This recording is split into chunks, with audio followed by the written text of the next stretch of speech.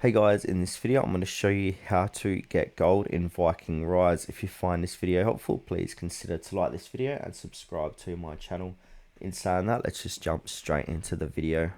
Okay, so gold is one of the most valuable resources in Viking Rise. Now this is used for training troops, researching techs, upgrading heroes, and even trading. Now there's a few different ways how to get this effectively. So the first way is to build and upgrade gold mines. And once you build them, you want to go ahead and upgrade them as soon as you can to increase your production rate and storage capacity. Always keep your storehouses upgraded so production never halts, and also use production buffs or boost items to raise output temporarily.